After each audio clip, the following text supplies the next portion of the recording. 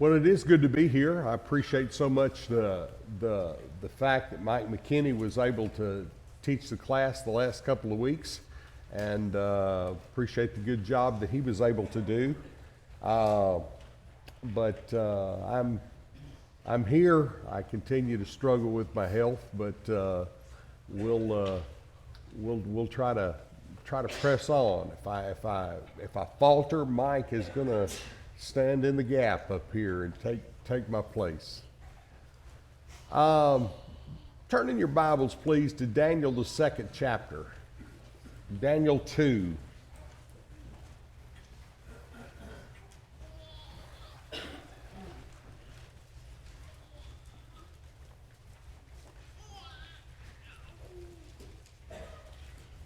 You remember in Daniel 2, Nebuchadnezzar had a dream in which he saw a great image. Can somebody explain that image and its interpretation for me?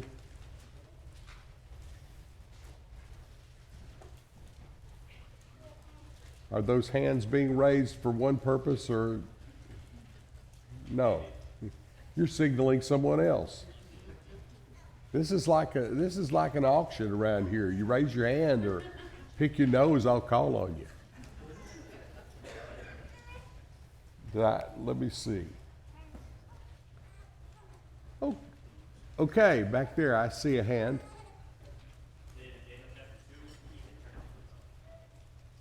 Yes. Thank you. All right, Zeno. Daniel chapter 2, the dream is Nebuchadnezzar's statue with the various parts representing various kingdoms. You had the gold for Babylon, the silver for, and then so on down to follow all the way until God's kingdom came, cut with hands out of the mountain, without hands out of the mountain and crushed the statue. And then the interpretation was of the nations and of God's kingdom later coming to put all of those to shame. Yes, good. Thank you very much. We have talked a little bit, and in fact our outline has been from the 2nd chapter of the book of Daniel, in which we saw this great image in which Nebuchadnezzar served as the golden head with his Babylonian empire. You know, the chest of silver with the Persian Empire that succeeded it, the empire of Alexander the Great that followed with thighs of bronze. But then there's the 4th kingdom that it talks about. I'd like somebody to read for me in Daniel 2, verse 40 to 44.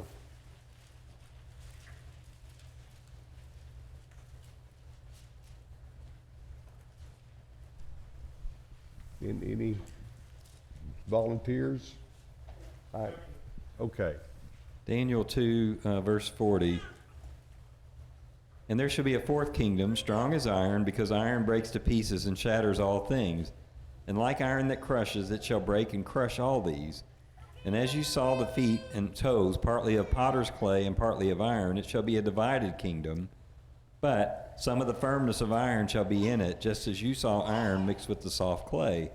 And as the toes of the feet were partly iron and partly clay, so the kingdom shall be partly strong and partly brittle. As you saw the iron mixed with soft clay, so they will mix with one another in marriage, but they will not hold together, just as iron does not mix with clay. And in the days of those kings, the God of heaven will set up a kingdom that shall never be destroyed, nor shall the kingdom be left to another people. It shall break in pieces all these kingdoms and bring them to an end, and it shall stand forever. Today I want to talk about that 4th kingdom as part of our Between the Testaments class. It is in fact during that 4th kingdom that we do see Jesus Christ coming into the world, and we do see this the culmination of this period of we've talked about it as a period of silence. That's not entirely true, but a period of which that we don't see as much prophetic activity as we've seen during other times in biblical history. But we do see it being a situation in which, as is mentioned here, it is a kingdom of iron. It's stronger in many ways than the other kingdoms that had been established prior to that time. But it has feet of clay. And just like iron doesn't mix with clay, we see it being a divided kingdom, a brittle kingdom, one that is made up not of a single ethnic group, but of one that is made up of many different kinds of people, based on a city in the central part of Greece. And it is different in that way. It holds together, but it doesn't hold together completely. And finally, we see it being shattered by the kingdom of God that's established that will last forever. Rome begins in antiquity. We don't exactly know where it began. There were mythologies that developed around the establishment of Rome. Some had argued for years that it had a classical root to it. And the Aeneid of Virgil argues that it was established by Aeneas, who was a nephew of Priam, king of Troy, and cousin of Hector, that you read about in the Iliad. That's not likely so.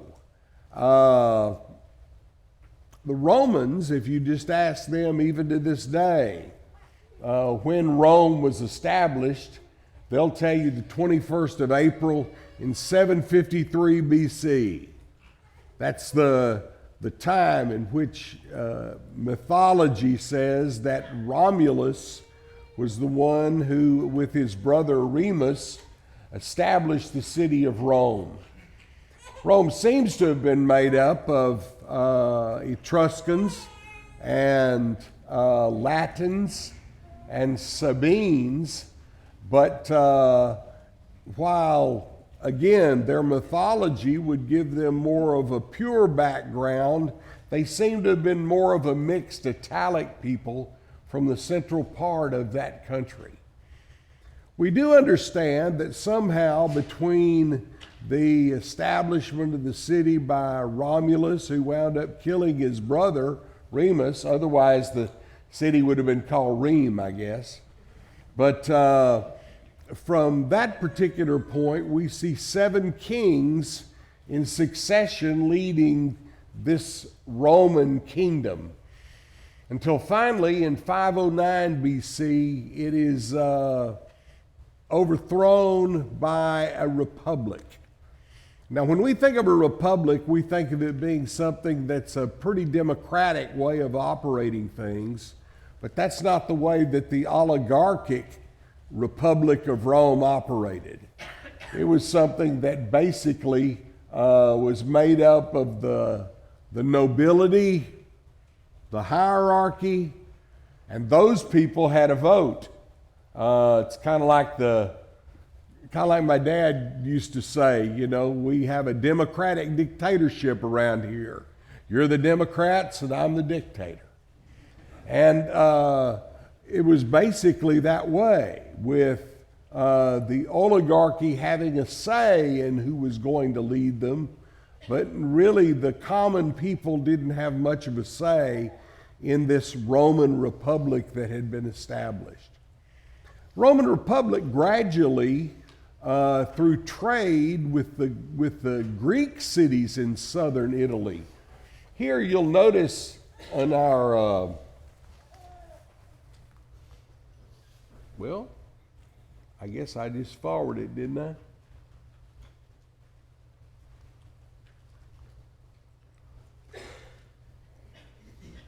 And there is a button here that lets me, there we go. In southern Italy, that's where in antiquity Greek cities were established.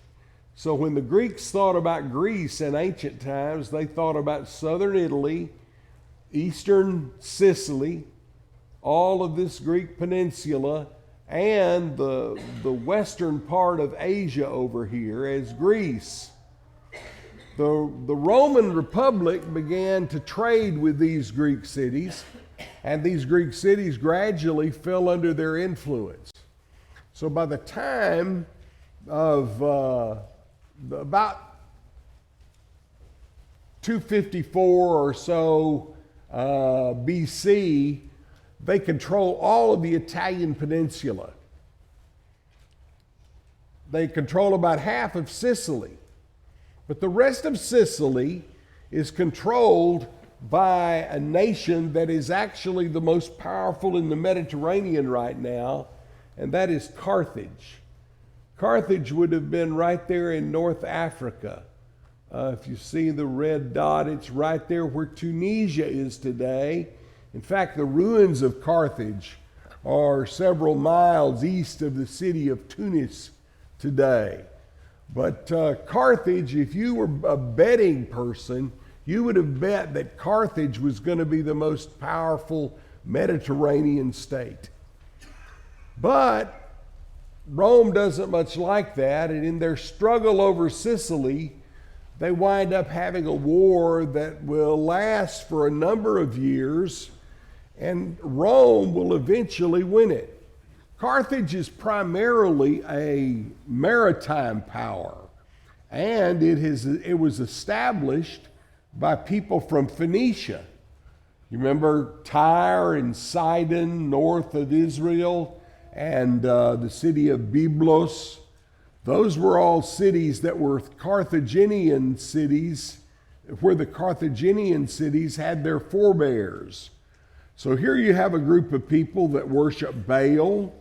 Here you have a group of people that are involved in maritime trade, and they have established themselves throughout the Mediterranean region, even up into what's now Marseille in France, and over cities on the coast of Spain. Cartagena in Spain was established by the Carthaginians. Many other places like that were Carthage depots at first. But the Romans, in fighting against them, basically are just wanting to control Sicily. And when you have Phoenicia that is a maritime power, and Rome that has developed a sufficient and an efficient army, they wind up having problems, because when they fight battles on land, the Romans win. When they fight battles at sea, the Carthaginians win, until finally in one of those sea battles, the Romans are able to sink a Carthaginian vessel. What they do is they take it and they haul it up out of the water and put that sunk vessel up on land. And one of the things that Romans are going to be par excellence is they are going to be engineers and builders. So what they do is they study that Carthaginian boat and how it was used for war, and then they begin to reproduce it. And they make boats as good as the Carthaginians do by the end of that war, to the extent that they finally win a naval battle and make the Carthaginians surrender in that first war. It's called the First Punic War, because Puni carries with it the idea of Phoenicians, so in Latin. So they wind up controlling, at the end of the First Punic War, the Romans at the end of the First Punic War, is there a red dot up there somewhere? There it is. They wind up controlling Sicily, Sardinia, and Corsica, and the Italian peninsula at the end of the First Punic War. However, the Carthaginians are still powerful. And instead of concentrating now on Sicily, they concentrate on Spain. And they begin to establish colonies there on the western coast, eastern coast of Spain and the southern coast of Spain, begin to move their boats out even into the Atlantic as they move through the Strait of Gibraltar, that used to be called the Pillars of Hercules by the ancients. And they still wind up being a power that you would have guessed would have been more powerful than the Romans. I think the Carthaginians always thought that they lost the First Punic War because the Romans were fighting them and the Carthaginians had one hand tied behind their back. So they basically say, we'll continue our efforts elsewhere and live to fight another day. And they do. The Second Punic War develops between the conquests of Hamilcar Barca in Spain and his son that you may have heard of called Hannibal.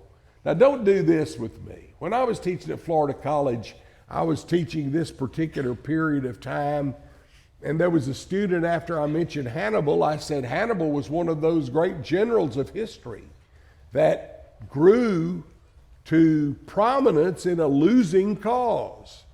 I said like Robert E. Lee or like some other generals that I mentioned. This student raises his hand and he goes, now Mr. Pope, how can this Hannibal guy be that famous if I've never heard of him?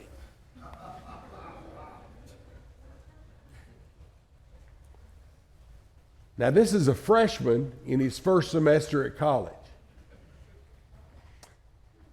And I wasn't very temperate, I don't guess. I said, the fact that you don't know much about Hannibal has to do more with your lack of education than it does with Hannibal's lack of notoriety. And best I could tell, I don't think the student knew what notoriety meant, so it didn't hurt his feelings. So anyway, we went on to talk about that, and Hannibal was a great general. He, as war broke out between the Carthaginians in Spain, over here, Hispania it's called on this map, and if I could see that red dot, it'd sure help me. And the Romans over here, the Hamilcar Barca's son, Hannibal, moved from Spain across southern Gallia over across the Alps and into Italy. And one of the neatest pictures that you can have in your mind is imagine Hannibal with his war elephants crossing the passes of the Alps. And to this day, we don't know exactly what route he took, because that would have been amazing to have been able to, with an army in wintertime, be able to cross the Alps in the snow and be able to get over into the Italian peninsula to fight the Romans, but he does it. And in fact, for 14 years, he dominates the battles that are fought in the Italian peninsula. In fact, in one of those battles fought in Apulia, which is the heel of the boot of Italy, it looks like a boot, doesn't it? In the heel, we see the Battle of Cannae fought, in which it is one of the most brilliant tactical battles in history, in which you have an army that is inferior, which was Hannibal's, fighting against a superior army, which is the Romans, who at least superior in numbers, and in complete envelopment, they wind up wiping the Romans out. So here you've got a problem. The Romans are actually winding up being pretty victorious in other places. They go to Spain and they beat the Carthaginians there, but they can't beat them in Italy. So what they finally do is they decide to go even from Spain and move to Carthage itself. This creates a situation in which Hannibal has to lead his army and go to Carthage because he's been summoned there by his leaders to fight against the Romans. And in the year 202 BC, we see outside of Carthage in the Battle of Zama under the Roman general Scipio Africanus. He's called Africanus because he wins this great battle in Africa. But Scipio Africanus defeats the Carthaginian general Hannibal, who people had thought was basically undefeatable. And at the end of this time, the Carthaginians surrender, and basically they lose their parity with the Romans at this time. There's the Third Punic War that's fought, but by this time Carthage isn't really that powerful or important, and the Romans just kind of had gotten used to the political power they would gain by speeches that were against the Carthaginians, you know, and the idea of Carthago delinda est, you know, that Cicero would say on a regular basis. Carthage must be destroyed. They finally destroyed Carthage in about 146. And in 146, it winds up being a situation where they not only destroy the city, tear it down, salt the ground, and make it so that it can't be a place for human settlement again. There is winding up a Roman city of Carthage later on, but not built exactly on the same site. These three Punic Wars basically have increased the Roman Republic's power, so that by now, at the end of the Third Punic War, they control almost all of the western part of the Mediterranean. North Africa, they control Spain, they control southern France, and all of Italy. But they also at this time are fighting three Macedonian wars. You know, Macedonia is the northern part of Greece. Here on this map, it's not identified, but you see Illyricum right there. Right at the end of Illyricum is Macedonia, and they fight three wars with them, at the end of which they wind up controlling not only all of the western coast of the Mediterranean, but almost all of this eastern coast, until finally the king of Pergamum, who rules over here in Asia, dies and wills his kingdom to the Roman Republic. And this basically gives the Romans this empire that covers almost all of the Mediterranean. In fact, Mediterranean means center of the earth. In fact, that's how the Romans looked at it, is that here we have Rome in the middle of the Mediterranean, and here it is in the center of the earth. This is where the earth begins. This is where it extends all over the world, but it starts from here. During this time, you see Romans developing armies that are very powerful.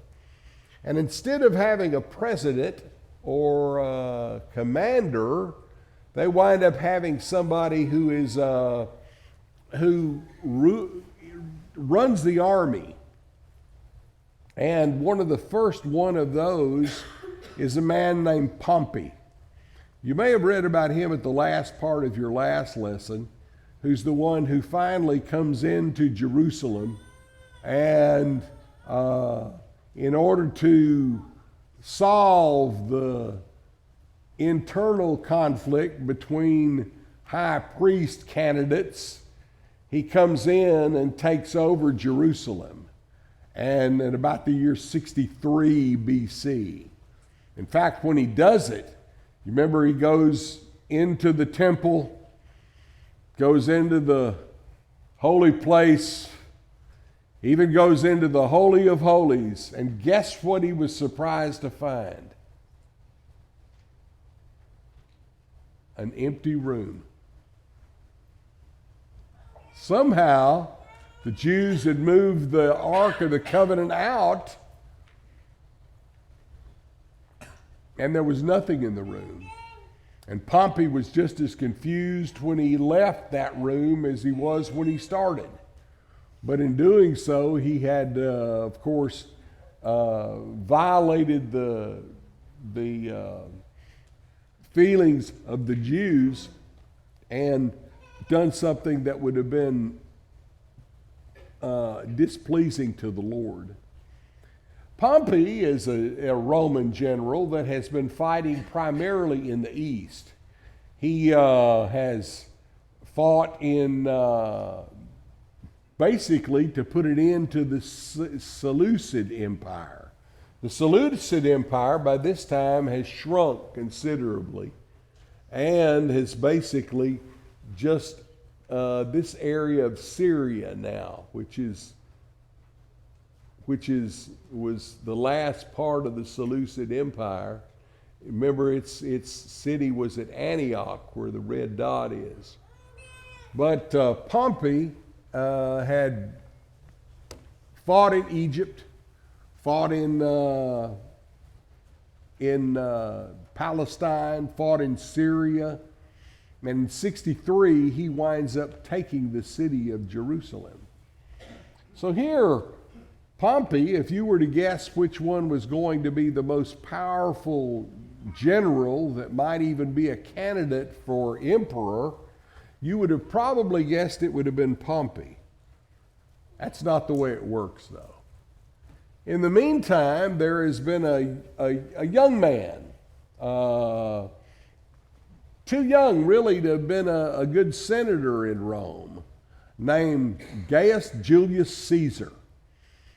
And he is very ambitious. And he raises an army, and one of the things that they do is they engage in wars in Gaul. Do you see the area up there called Gallia, where France is, and Belgica? In ancient times, those areas right there were what was called Gaul. Gauls were a group of people who were probably Celtic, related distantly to the Irish and the Scots.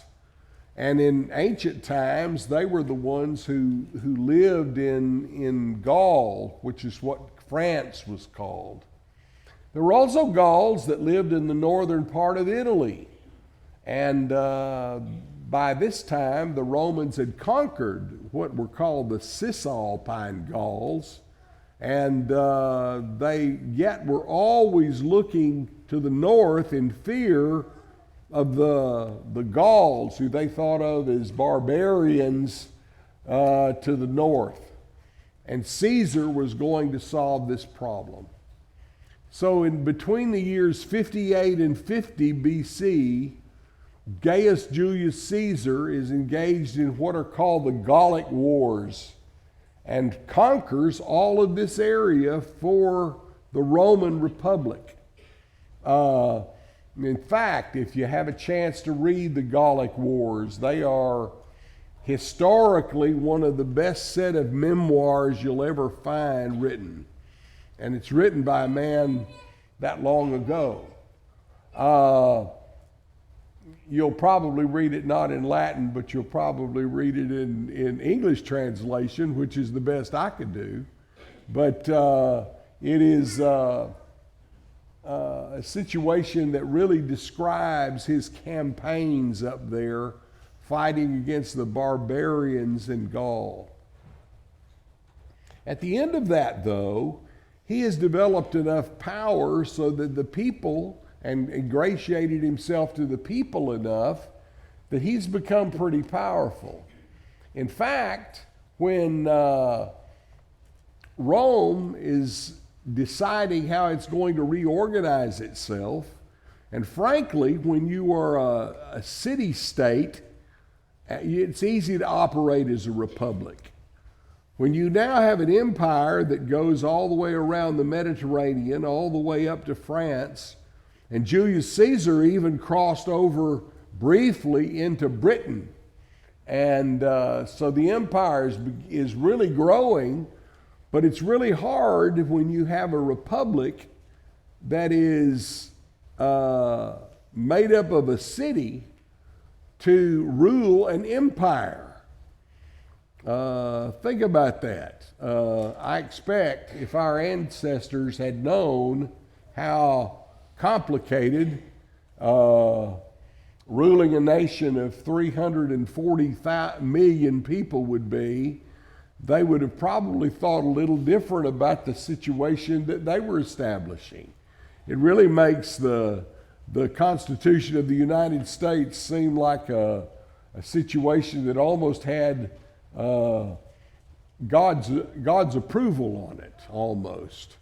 When you see that situation, because how can a small republic with less than 3 million people at the time of the revolution ever wind up ruling more than 100 times that many people? Romans had the same problem. And they begin to say, well, since we've got these powerful generals, let them serve as triumvirs for us.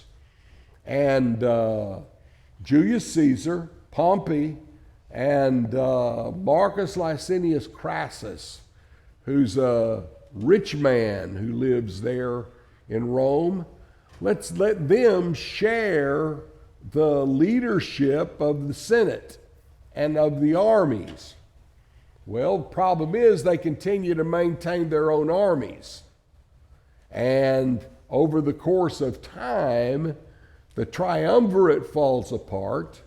Crassus is killed at the Battle of Carrhae over in Edessa, about where, as you see, Mesopotamia begins. You see the M there on Mesopotamia? That's roughly where the Battle of Carrhae would be.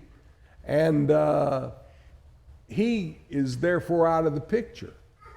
So now when you have, all of you who have ever had 3 kids, now realize when you've just got 2, there's 2 to fight one another.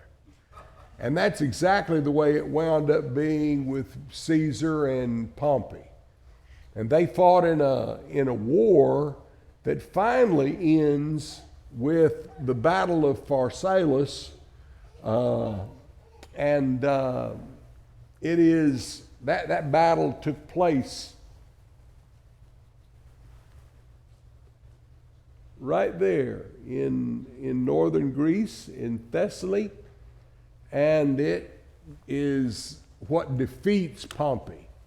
And he is able to escape, but by the time he gets to Egypt, where he thinks he'll find solace, he's assassinated there. And this leaves the only triumvir left is Caesar, and within a short period of time, he declares himself dictator of all of Rome and all of its possessions. On the 15th of March, though, in 44, you begin to have people who thought of themselves as republicans hating the idea of Caesar. They say he's going to become a king. We can't have that. And so on the Ides of March in 44 BC, he's assassinated by members of the Senate. I've been to Rome at the place where Caesar was assassinated. And what I think is interesting is you still have individuals laying flowers there at that site. Over 2,000 years ago, you still have flowers put at the site where he was assassinated. And what happens then is a civil war develops between Octavian, who is the grandnephew of Caesar, and Brutus and Crassus, who had been the ones who had been involved in his assassination. Remember, Brutus was the one that, if you've ever read in Shakespeare, you remember in the assassination, he says in Latin, et tu, Brute. You know, you too, Brutus, because Brutus was someone that he considered almost like a son. That's not really what he said. He spoke Greek to him, and he said, Kaisu teknon, and you, my child. But it was him too. And as the Second Civil War develops, you see Octavian fighting against Crassus and Brutus with his ally Mark Antony. The final battle of that takes place in Philippi, which you probably are familiar with in New Testament times, which is up here in Macedonia. And there's a red dot somewhere. There it is, right there.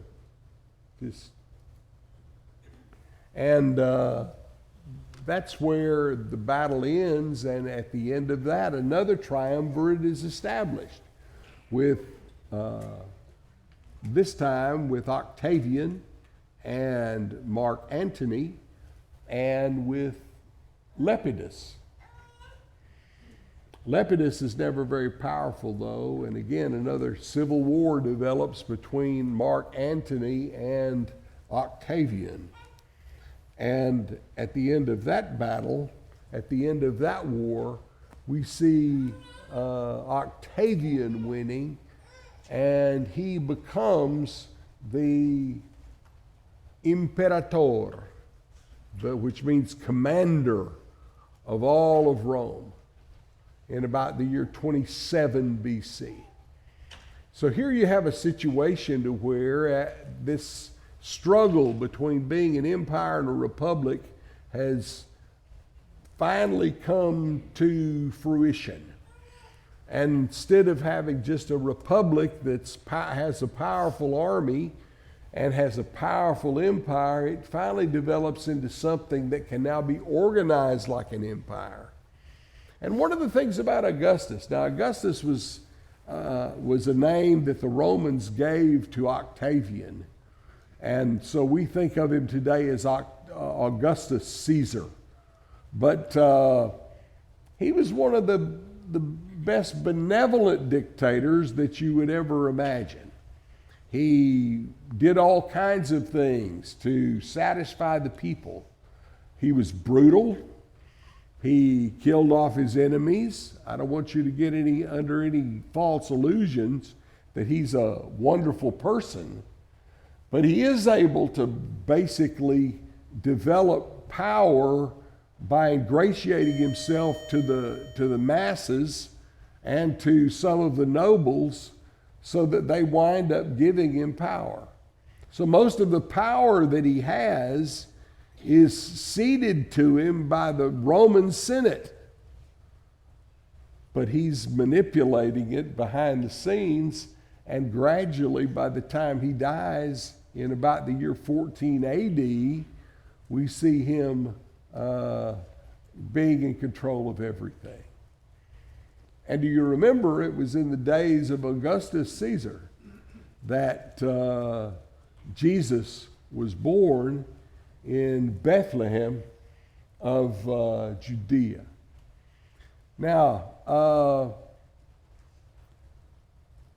during this particular time, Israel has lost its independence. You know, you talked the last 2 weeks about independence that Israel had for about 75 years, about 135 to the year 63 when Pompey comes into Jerusalem.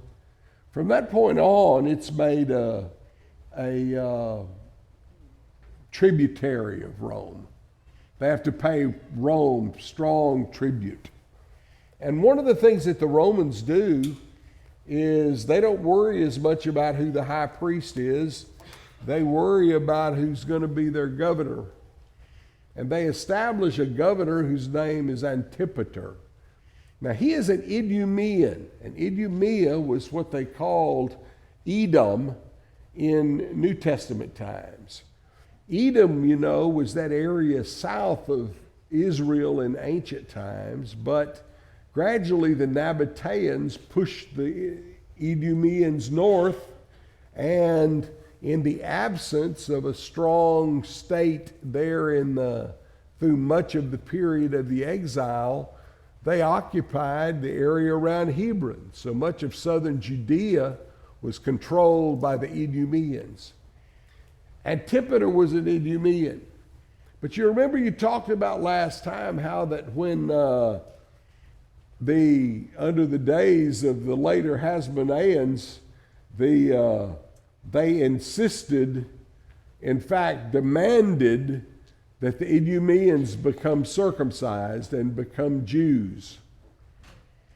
So instead of tolerating them like they wanted to be tolerated by the Seleucids, they wound up tearing down the Samaritan temple in Shechem, in Sychar, Samaria, and they wound up also destroying the independence of the Idumeans and making them technically Jews.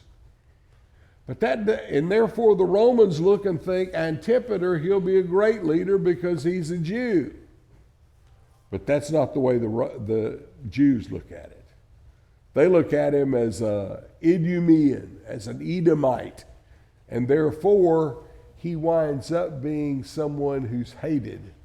But his family, under his son Herod, is going to be someone whose family will rule over Palestine for quite some time under the auspices of the Romans. And next time, Lord willing, we'll talk about that.